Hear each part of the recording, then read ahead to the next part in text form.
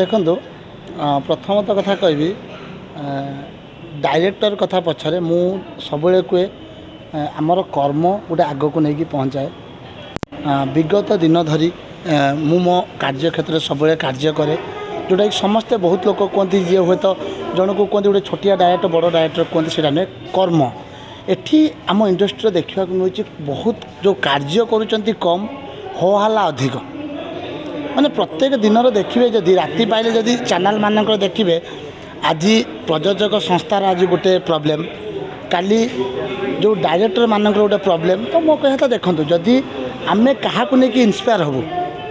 ଆପଣମାନଙ୍କୁ ନେଇକି ଆପଣମାନେ କେମିତିକା ପ୍ରଯୋଜକ ମାନେ ରହିଛନ୍ତି କେମିତିକା ଡାଇରେକ୍ଟର ମାନେ ନେଇଛନ୍ତି ଆପଣମାନଙ୍କୁ ନେଇକି ଆମେ ଆଗକୁ ଯିବା କଥା ଚିନ୍ତା କରୁ। ଆମେ ତ ଦେଖୁଛୁ ଏଇ ଘର କଳି ତୁଟୁ ନାହିଁ। ତ ଆମେ କେମିତି ମାନେ ନିଜକୁ ବି କଷ୍ଟ ଲାଗୁଛି କହିବାକୁ ଲାଗୁଛି ଯେ ହଁ ମୋ ଓଡ଼ିଆ ଇଣ୍ଡଷ୍ଟ୍ରି ଏବେ ଆଗରେ ଅଛି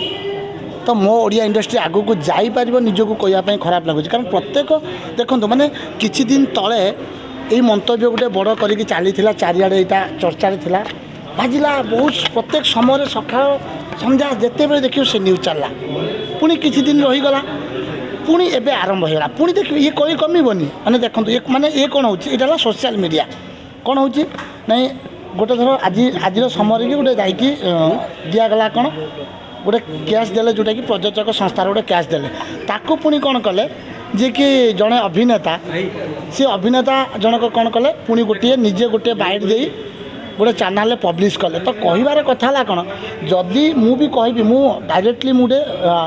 ନିର୍ଦ୍ଦେଶକ ନୁହଁ ଗୋଟେ ସାଧାରଣ ଦର୍ଶକ ଭାବରେ କହିବି ମନୋଜ ଭାଇଙ୍କୁ କହିବି ଭାଇ ଆପଣ କହୁଛନ୍ତି ଏଇଟା ଆପଣଙ୍କ ପରିବାର ଆପଣ କହୁଛନ୍ତି ଏଇଟା ଆପଣଙ୍କ ଘର ଯଦି ଘରର ଯେତେବେଳେ କଳି ହୁଏ କ'ଣ ସେଇଟା ଭିଡ଼ିଓ କରିକି ସୋସିଆଲ ମିଡ଼ିଆରେ କରିକି ଦେଖିକି କଳି ହୁଏ। ହଁ ମୁଁ କହୁଛି ଗୋଟେ ତ ଘରର ଯେତେବେଳେ କଳି ହୁଏ ନା ସେଇଟା ନିଜ ପର୍ସନାଲ ଭିତରେ ରହିକି ତାକୁ ସମାଧାନ କରିହେବ। ଆପଣ ସମାଧାନର ବାଟ କେହି ଖୋଜୁନାହାନ୍ତି ଆପଣ ସବୁବେଳେ କ'ଣ ଖୋଜୁଛନ୍ତି ଖାଲି ମୁଁ ଆସିଲି ମୁଁ ମିଡ଼ିଆ ଆଗରେ ବସି ଦେଖନ୍ତୁ ମୁଁ ବି ମୋ କାର୍ଯ୍ୟ କରିକି ଆଜି ଯଦି ମୋ ମିଡ଼ିଆ ବନ୍ଧୁମାନେ ଯଦି ମୋତେ ଭଲ ପାଇବା ଦେଇଛନ୍ତି ମୋ କାର୍ଯ୍ୟ ପାଇଁ ଦେଇଛନ୍ତି ମୋ ପାଖରେ ଯଦି କେତେବେଳେ ମୋ ପାଖରେ ପହଞ୍ଚନ୍ତି ମୋ କାର୍ଯ୍ୟ ପାଇଁ ପହଞ୍ଚନ୍ତି ଆପଣ କାର୍ଯ୍ୟ କରନ୍ତୁ। ଆପଣ କାର୍ଯ୍ୟ ଆପଣ କହୁଛନ୍ତି ସବୁବେଳେ କହୁଛନ୍ତି ଯେ ଆପଣ ବମ୍ବେ ଉଦାହରଣ ଦେଉଛନ୍ତି ବଲିଉଡ଼ ଉଦାହରଣ ଦେଉଛନ୍ତି ବହୁତ ମୁଁ ମନା କରୁନି ବଲିଉଡ଼ ଆପଣ ଜଣେ ବଲିଉଡ଼ର ଆଗ ଧାଡ଼ିର ଅଭିନେତା ମୁଁ ଏଟାକୁ ମାନିବି ମୁଁ ମନା କରୁନି ଯେ ଆପଣ ବଲିଉଡ଼ ଅଛନ୍ତି ଆପଣ ବଲିଉଡ଼ ଭଳି ଓଡ଼ିଆ ଇଣ୍ଡଷ୍ଟ୍ରି ନେବା ପାଇଁ ଚେଷ୍ଟା କରନ୍ତୁ ଆସନ୍ତୁ ବସିକି କଥା ହୁଅନ୍ତୁ। ନାହିଁ ଆପଣ ଗୋଟେ ଜାଗାରେ ରହିବେ କିଛି ଦିନ ପୂର୍ବରୁ ଗଲା ଆପଣ ଯାହା ବି କହିଲେ ଆପଣଙ୍କ ହିସାବରେ ତାପରେ ପୁଣି ଆରମ୍ଭ ହେଲା। ଗୋଟିଏ ପ୍ରୋବ୍ଲେମ୍ ହେଉଛି ଫିଲ୍ମ କପି ପେଷ୍ଟ ହେଉଛି ସେଇ ଗୋଟାଏ ଜିନିଷ ପାଇଁ ସେ ସବୁବେଳେ ଓଡ଼ିଆ ଇଣ୍ଡଷ୍ଟ୍ରି କିଏ କହିଲା କପି ହେଉଛି ସିଏ କହିଦେଲେ କ'ଣ ହେଇଯିବ ତୁମେ କେଉଁଟା କପି ଯେଉଁଟା ହେଉଛି କପି କାହାକୁ କୁହାଯାଏ କପି ଜାଣିଛନ୍ତି ଯଦି ମୁଁ କହିବି ମନୋଜ ଭାଇ ଜଣେ ବହୁତ ବିଜ୍ଞ ଅଭିନେତା ଆପଣ ଯେଉଁ କପି କଥା କହୁଛନ୍ତି ହଁ ମୁଁ ସେଇଟା ପାଠ ପଢ଼ିଲା ପରେ କପି କେଉଁଟାକୁ କୁହାଯାଏ ଜାଣିଛନ୍ତି। ହଁ ମୁଁ ତ ଶୁଣନ୍ତୁ କଥା ହେଲା ସେଇ ଜିନିଷ ସିଏ ନିଜକୁ ନିଜେ ଦେଖନ୍ତୁ କିଛି ଦିନ ପୂର୍ବରୁ ଆପଣ ଜାଣିଛନ୍ତି ଗୋଟେ ନେତା ଭାବରେ ସେ ଛିଡ଼ା ହେଲେ ତାହେଲେ ଜଣେ ଅଭିନେତା ହେଇକି ଯଦି ଆପଣ କହୁଛନ୍ତି ଯେ ଜଣେ ଭଲ ଅଭିନେତା ତାହେଲେ ନେତାକୁ କାହିଁକି ଯାଉଥିଲେ ଆପଣଙ୍କର